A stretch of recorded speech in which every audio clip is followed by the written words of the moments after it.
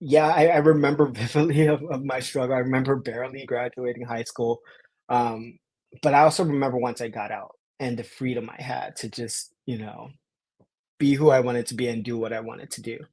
Um, and just kind of like, yeah, just create. And all I knew how to do was to make stuff and to have fun doing it. You're listening to Creative Leadership with Heart, a podcast that inspires people to take action and be the leader they were born to be. I'm Coach Rico, and I'm known for coaching and training executives, leaders, founders, and high performers at Fortune 100 businesses, startups, and more. I'm a 20-year creative executive, leadership and life coach, author, speaker, and serial entrepreneur. I'm here to answer your questions about leadership and personal development while also asking you questions that can unlock your untapped potential.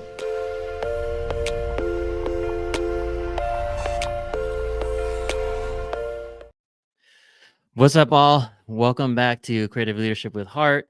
Thanks again for joining us this week. I'm excited for this one. Whoopi, one of my favorite creatives. We got Ashten Whoopi Winger. I'm like jumping into it already.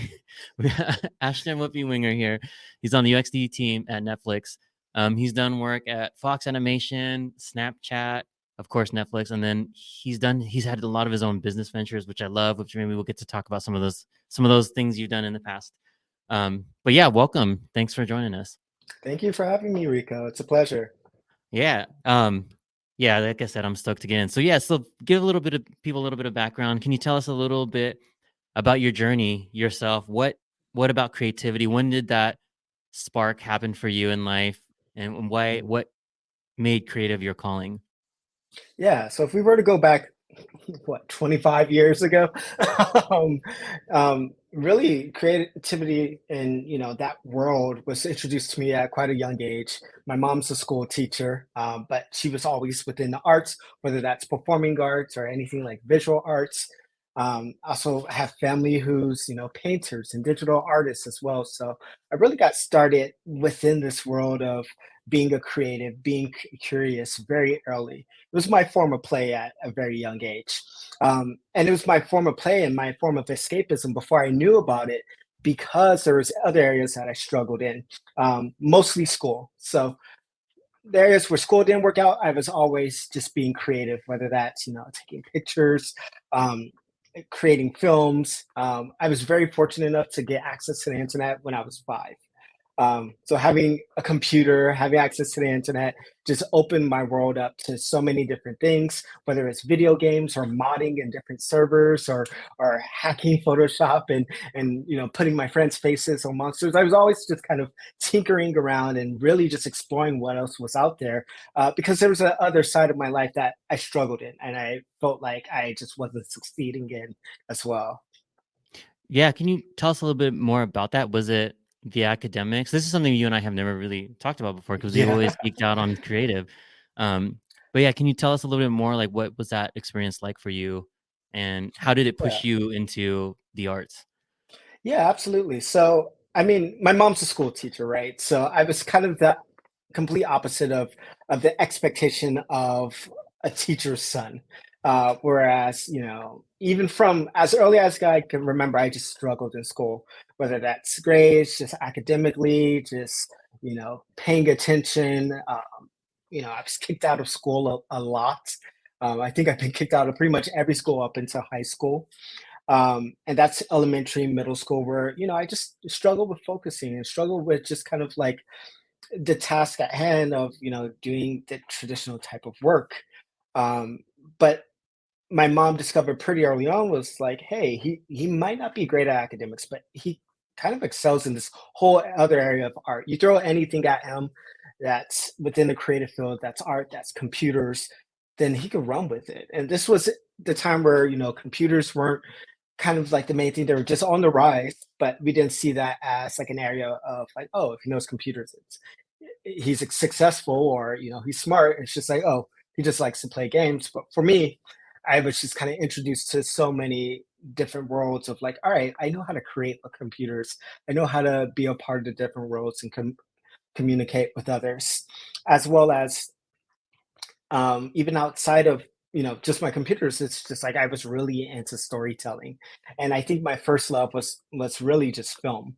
And I remember being in the fifth grade and graduating, going to sixth grade and begging my mom for a high eight camera.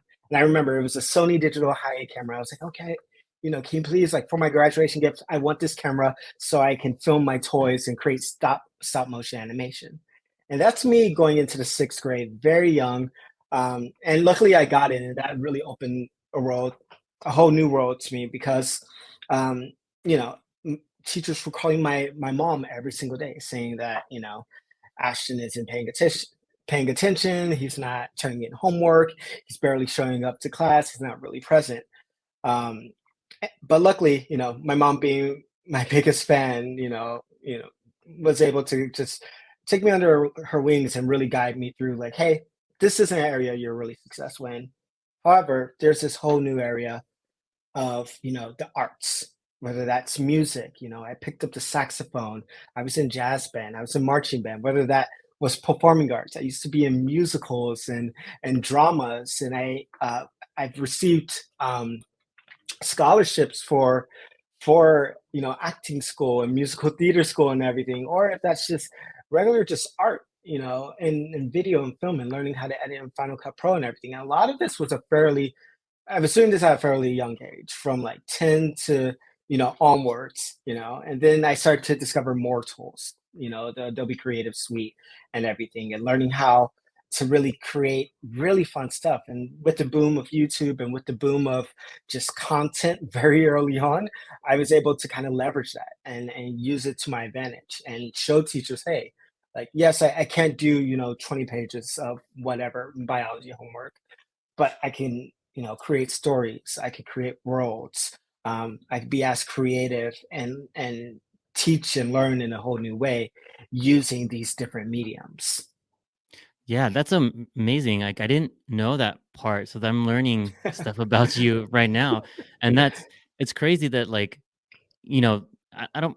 This is a whole. It's not an education podcast, so I don't want to get into like how Yeah. parts of the school system need to be fixed. But it's crazy that yeah, you like what you consider academic, right? Is like whatever Mhm. science and stuff like that. You didn't do so well in, but you like excelled in the arts.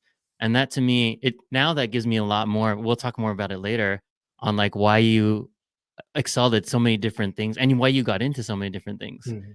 right? And so maybe it's a good transition on why I wanted to bring you on and why I'm excited to have you because you are by far one of the most, if not the most memorable interview have ever had, and it was at Netflix because yeah, you were interviewing for a motion designer, and this wasn't even on UX. So Mhm. you're even taking it farther than I had high expectations for you just because I know how great you are, and you're taking it farther. So I'm like happy. I'm like I'm a little part of your story, so I'm so happy to be a part of that.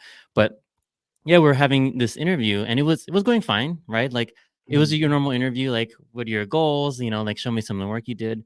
And it almost felt like we were kind of going through the motions, but I felt it and I wanted to shift the energy. So what I asked you, right, was like, well, this is all stuff you did at Snap and this is stuff people told you to make, right? This was what their requirements were. And then I asked you, well, what do you do for you? What is your passion project? And can you share folks what you thought in that moment? What were you thinking up until that point for the interview and then where it went from there?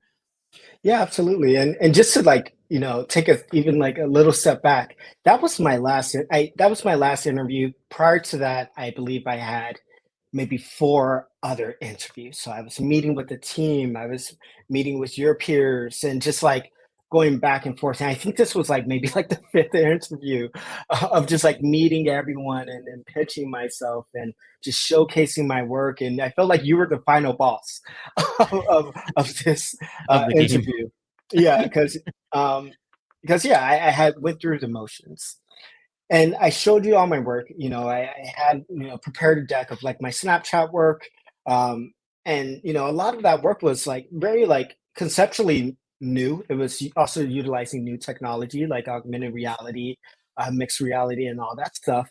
Um, and I was just going through the motions of just showing you that work. And you asked me, you're like, okay, this is great. I know what you're capable of in terms of, working at a corporation, being able to do this. what's up with outside? Like, what are you doing? What are you doing outside of all of this? You have this talent. You're obviously capable of doing a lot of stuff. What else have you done outside, or what have you done for yourself? And I don't know if you remember, but that brought like the biggest grin to my face.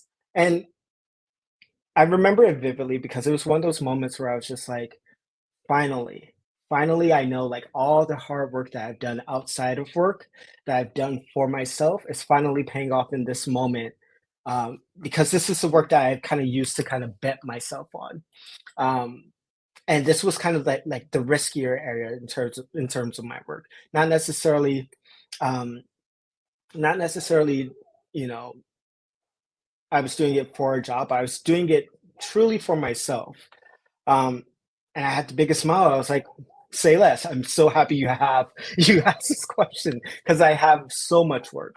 And that's when I went through and just kind of opened up this secondary portfolio. I had my main one, and that one was just in my back pocket of like, all right, hey, here's all this work. Here's an app I created um, by myself that took me 6 months to develop, and I taught myself how to create and develop an app.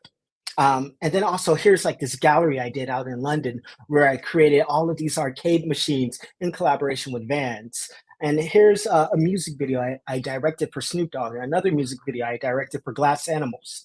And these were just all projects that I had done while also maintaining my 9 to 5 job at Snapchat.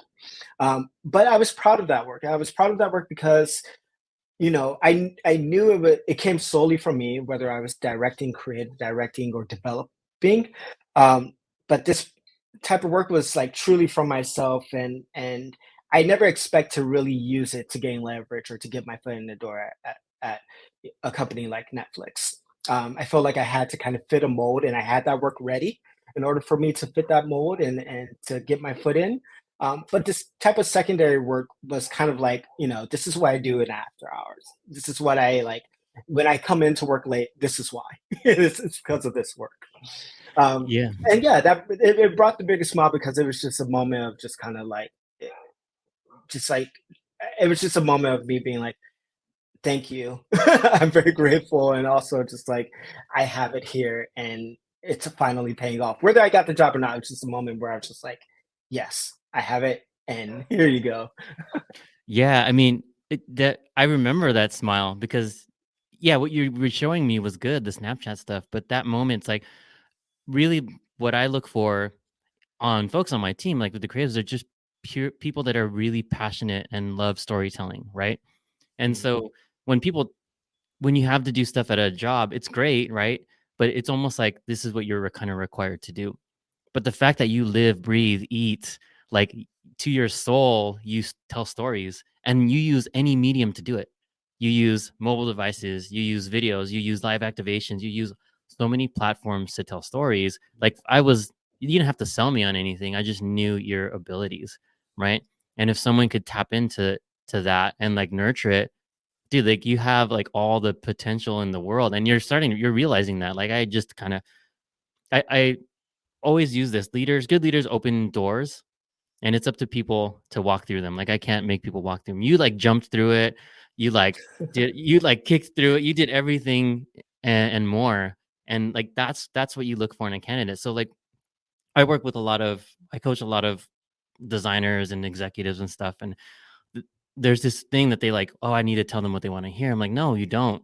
Like if you're in your portfolio and you're bored with what you're talking about, right? Throw in what you do, like your passion projects, because that energy, that excitement, that energy like instantly filled the room when your face lit up. And I was like, mhm, like don't even interview anyone else anymore. Like we're done. Like this is it. We don't need to talk to anybody else. Right. And I think that's the big thing I want to share about you is like just keep doing your thing. Right. It's what makes you mhm. who you are. And then the passion came through. When I heard all that stuff, I was like, oh man, like somebody needs to unlock you in some way, shape, or form to do this more like instead of your side hustle. This Mhm. needs to be your hustle. Yeah, absolutely. And that's the thing. I never felt like there's just always so much stuff out there. to explore and to experiment with. And I never want to be in a position where I stop that, where I stop kind of like just reaching for what's out there. Especially now, there's just so many amazing things going on right now. But you know, I think that the you could like see the drive and see where I was trying to go. Um, I don't feel like there needs to be one medium for an artist, for a designer. I think, we need to have an understanding of these worlds that we're trying to create within these mediums. And it doesn't just need to be motion design. I might use motion design to get my foot in the door or to get a job. But that, branches out into, mobile development, creative direction, editing, all these Mhm. different things. It doesn't need to just be one area and that's it. This is just the area that I'm going to live in. It's just like, well, like life, this exploration is definitely a journey, and I need to keep on seeking and going through and risking and just really seeing what else I'm capable of. Um, and I think that's kind of like the most important part was it's just not I'm just not doing this one thing and that's it. I'm just kind of pushing myself to see, all right, how much further can I go? I don't know how much time I have left. Let's see what I can get away with, and let's see what works and what others respond to and everything. Yeah, I mean, it's crazy because I wouldn't even think at all you had any kind of challenges any with anything growing up. So that's why when you me learning about like your academic challenges is so crazy because I know you was never being satisfied. Like you always want to keep growing and doing more. So that's why that me learning that today is even more powerful for me because I've always seen you as like the consummate student, right? Like always Mhm. wanting to or no such thing as perfection, but like, like improve your craft and get better and tell Mhm. better stories and better stories and better stories. Yeah, I think that's what it is. I do kind of see it all as one big story of like, you know, my progression. And understanding, an area of where I struggle, but I think in order for you to, you know, to progress, you have to kind of start in this area of like, of struggle, of just kind of like not knowing where you're going to be, and then starting to see the light. And once you see that light, it's like, oh, that's a direction I could start to head in. And then as that starts to come into fruition, you're like, oh, okay, I'm starting to see what I'm capable of. I've been successful. People have responded well to the work I've done. Now, what else can I do? So I think that's really what it is. I mean, yeah, I remember vividly of my struggle. I remember barely graduating high school, um, but I also remember once I got out and the freedom I had to just, be who I wanted to be and do what I wanted to do. And just kind of like, yeah, just create. And all I knew how to do was to make stuff and to have fun doing it. And then I found out, oh, I could get paid for it. Let me see if I could, let me see if I could figure that part out and get my foot in the door of one of these companies. Yeah. I mean, you got more than your foot in the door. Um, so I want to go into almost like advice mode, right? So like Yeah. knowing what you know now, would you have done anything different? Or what advice would you have for your younger self? Yeah, I mean, I'm super stoked for my like very proud of my younger self. Um, he did well. He did well. I think the only advice I would have is to learn discipline, to get a little bit better at discipline. Because I think even now, one of the areas I struggle on is just discipline and just being able to lock in and work sometimes. And I think that there's so many different forms of like learning that, whether that's sports or I box on like my time off, and that's something that helps me so much. Boxing, running, just learning how to lock in and get into that flow state. I think it's really important, and that's something that's incredibly difficult. Like to tell 18-year-old, 20-year-old me, hey man, get better at just being disciplined and just honing your craft.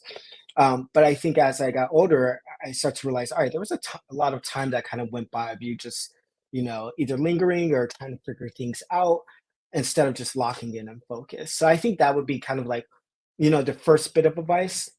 And the second is, as I started to find success in my personal projects, now me being older and reflecting, I start to realize, wow, what it would have been like if I would have just continued on the path of creating this stuff for me. Um, you know, my first stop, Drizzy Tears, very silly casual game where you stop Drake from crying. That game ended up going viral, and in all these articles and on the top gaming websites and tech blogs and everything like that. But I was also creating that and doing a lot of stuff so I could work at Snapchat, so I could work at Netflix.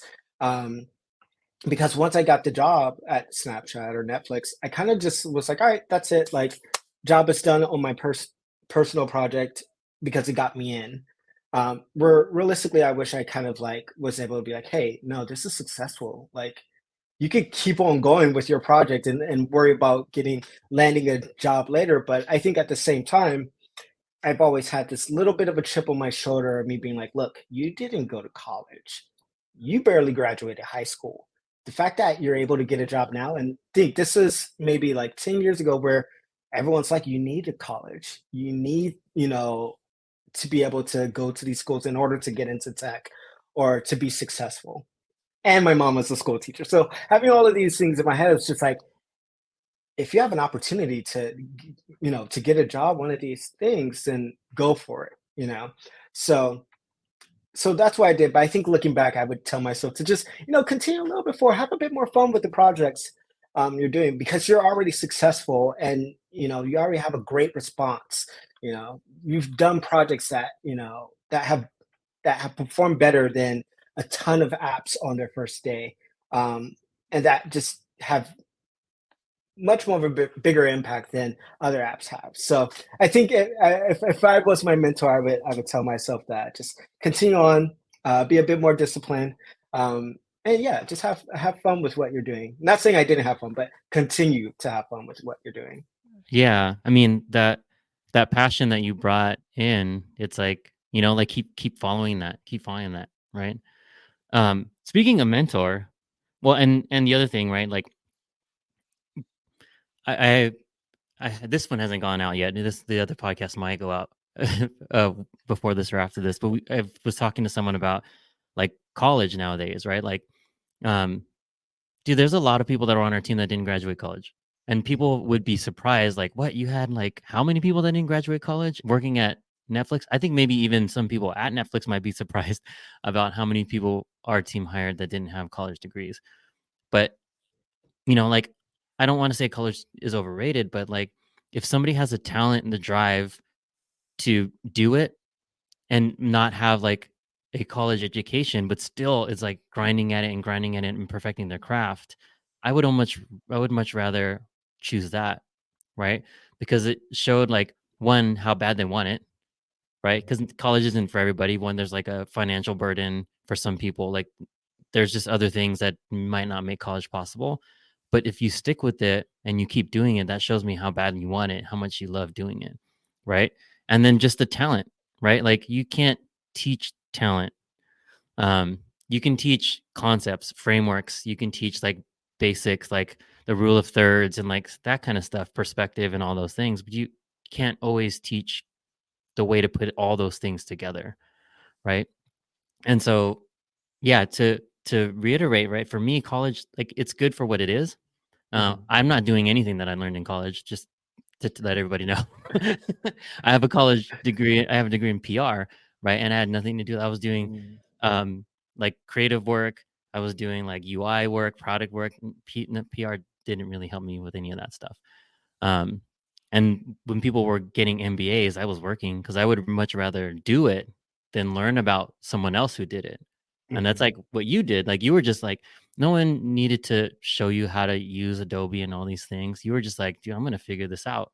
Like, you love tinkering. Like, as long as I've known you, you love tinkering. So you're Mhm. like, I'm just gonna figure this out. Right? Yeah, and I think that's kind of like, the key of what I do, the core of it. It's just like tinkering, figuring out what works, and it's like, all right, let's see what sticks.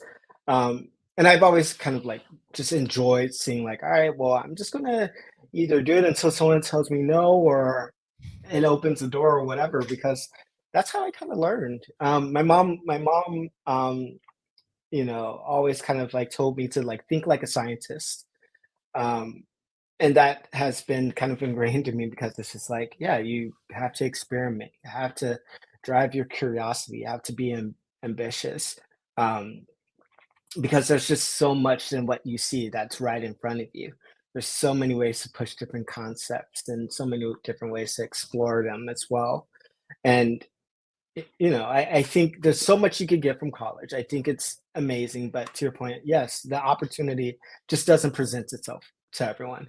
And I'm grateful it didn't. I'm very grateful it didn't because it's hard. I think the financial burden alone, don't want to go deep into that side, but it's just like I feel like, imagine, graduating college now, having that financial burden and being like, all right, do I take this internship that pays little or nothing at all, with this burden on me, or do I just have to just grab a job, any job, real quick, just so I can make sure I can start paying things off and I can balance things out and everything. There's a bit more flexibility. I'm not saying this is the case for everyone, but I have seen it, with a ton of friends, and I think that if what I did do instead of go to college is I interned all over Los Angeles. I worked at the motion picture sound editors. I worked at visual effects companies. I worked for photographers and DJs and everything, and that paid off in the long run because the people who I interned for ended up getting me my first job at a digital marketing agency, working for Snoop Dogg, Yeah. which is a whole nother story. Um, and I don't know how I knew to just seek internships, but I was just like, look, like, all right, I work at the Apple store and I have this extra time. Maybe I could find an internship and just kind of land it there. But I think that there was just so many opportunities to learn. It doesn't have to be structured within a college. I think just, regular life, just knowing, being able to identify what you're interested in and going in that path of being like, all right, is there a beta program for an app that I could be a part of? Is there, a quick photo shoot that I could jump in on? And there's just so many opportunities to learn, whether it's online or offline, especially now. Yeah. I mean, and the way you're doing it, you're learning it on the job while getting paid, right? So like and there's no what college is going to put you like inside of the agency, like at the negotiating table with these people, like the things that you're learning, even if you're just a fly on the wall or you're just hearing things happen, like there's no classroom that can replicate that. So like not saying college is a good thing or bad thing. I think it's if you choose it for you, then that's great. But if you decide not to, and like what you did, like I said, you wanted it bad enough, so you just did everything you could get your hands on to get it. Internships, like doing your own thing, figuring other things out. Um, one thing you mentioned it, and if you were your own mentor, but I wanted to ask if there was somebody you want to give a shout out to as a mentor in your life, mentors, or anyone that helped you along the way. Yeah, I mean, like I've been praising her throughout this podcast, but definitely my mom. My mom is kind of like the number one person who, like, we've been through it in terms of just kind of like growing up, but also who had the vision and who was very. She kind of like she really was able to point out like, look, once you get over this hurdle, you'll have the freedom to express yourself. You have the freedom to create. You just have to get over this hurdle, which was high school. And she had the vision the whole time when I was completely blind to just feeling like I was stuck and not able to move forward. She was just had that clear vision. As well as, I mean, there's been so many people. It wasn't just a single, like, I've done everything on my own. I'll never kind of like take that credit. There's, people from, of course, my mom, my uncle, who is also amazing at computers, my brother, who's also a creative, and also everyone who I interned for as well, and also the people at the first, really everyone. I mean, like everyone, you really has contributed to where I am today and everything, and it doesn't go unnoticed, and definitely appreciative of it because I know I'm aware of the paths that I could have gone down. It's very clear the paths that I could have taken, uh, different groups of people I could have ended up with, being born and raised in South LA, where I could have been easily. Um, and and I think it's good to just remind myself. I mean, I look outside the window, it's like, okay, there it is. But yeah, I'm grateful for everyone because it's whether it's a stepping stone or just kind of passing by someone and them saying one thing or asking me a question, it's all contributed to where I am. And there's still a ton of like growth and a ton of things I still struggle with to this day. And I'm still figuring out, but I think I'm on the right path. And I think that's kind of really the important part. It's like how can you make sure the path that you're on, the direction you're headed, is the path that you want to be on instead of kind of being a bit clueless and directionless of where you're going. Yeah.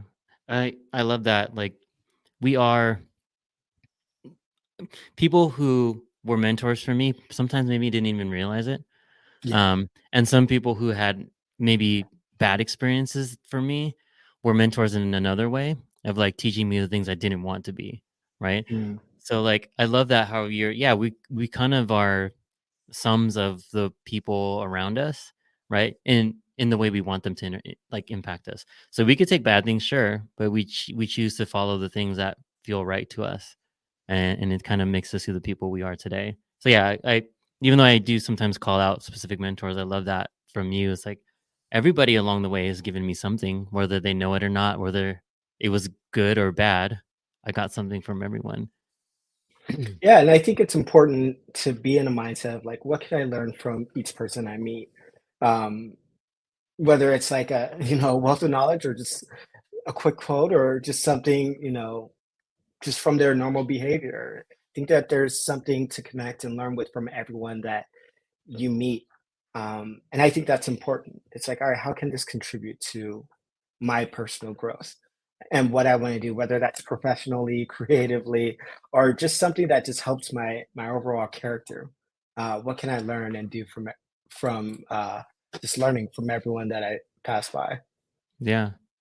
And one last question, because we're getting up close on time here, is you gave a lot of advice already and a lot of good nuggets for people. So if they haven't written it down, they should go back and listen. But what advice would you give anyone today who is like either in school, like high school, grade school, or in college, wherever in their career, thinking about or struggling with like, should they be a creative or do I stick with creative? What advice would you have for those folks? Yeah, I think like the number one thing is right now it's the best time to be a creative. The tools are accessible. Um, the resources are there. They're free. Um, I wish I could learn. I wish I had Rico like podcasts when I was 16. I wish I just had that little bit of insight that people pay thousands of dollars for. It's all here right now. It's the best time, and you can learn it very fast. And you have the time if you're a young creative. Even if you're not young, it's still a great time to just learn these tools. And the great thing is that there's new tools right now. And right now, those new tools are what's going to be the next jobs. So, my main advice is start learning, start creating, utilize those tools because it's easier than ever to create a film. It's easier than ever to create an app or a video game or a podcast. There's web services. You don't even need to download, you just need a browser. You can do it all on your phone. Um, so, right now, the world is catered to being a creative. And of course, there's you can make money, you can monetize it as well, you can have your own platform and a following, and this is whatever you're interested in video games, great, learn how to create a video game, stream it on Twitch, uh, work with different devs around the world. Another thing is it's easier than ever to connect with other people. One thing I failed to mention was in all these personal projects I worked with people from around the world. One of my closest collaborators is a guy in Ukraine right now. And I've worked with people from Ukraine, Japan, like different parts of Europe, all over the world. And I think that's important. Learn how to collaborate too, because yes, you can do everything on your own, but there's there's powers in numbers, and you could just amplify what you do if you partner up with others and really bring your mind together. So really, right now, just be a creative, have fun, utilize the tools that are available to you, and two, collaborate and meet other creatives. They're all over the place. They're on TikTok. They're on Instagram. You could just find them just walking down the street, because I think that's important to just, connect with others and meet with others, just to expand your world a bit more. Yeah, I mean, it's more fun, right? Like It's a lot doing more it fun. alone, like you have fun figure things out, but like when you have somebody like a thought partner to just like bounce stuff off Yeah. of, like it's twice the excitement, it's twice the like everything is doubled, right? Because I can be excited, but if there's no one to share it with, it's like it's Yeah. It's almost like, like, is oh this man. real? Yeah. Yeah. Yeah. I think that was a big turning point for me in my creative journey was once I found like a partner that who was kind of like on the same who I was aligned with. And we just started creating. It was like, okay, finally. And it was beneficial to both of us. But once you find that partner that you're able to just work with, bounce ideas with, whether they're working directly with you or not, then it just kind of like elevated where you're able to do because you're just like, all right, I can be critiqued. I know how to be critiqued now. I know how to take this feedback and really push my work. And also I know how to partner with people remotely, which is a strength in itself. You might think you're on Discord or playing games and chatting with people, and it's like, no, if you look at it from a different perspective, you're learning how to communicate with people from around the world, and you know how to work with them and act and listen.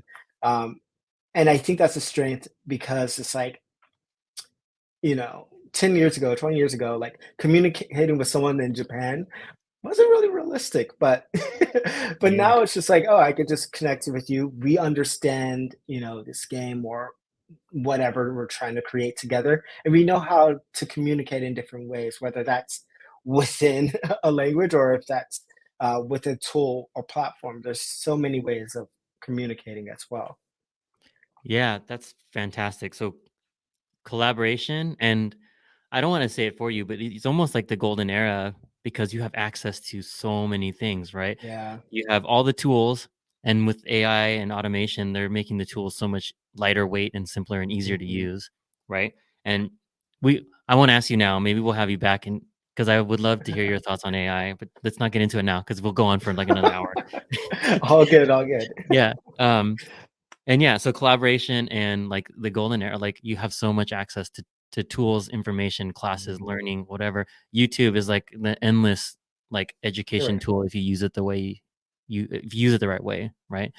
Um, so yeah, so in that, thank you for that advice. And before we go, what are you into, and how can people get a hold of you if they want to reach out to you, or if you want people to reach out to you? I know this is a bit of a surprise, but I don't want to flood your inbox.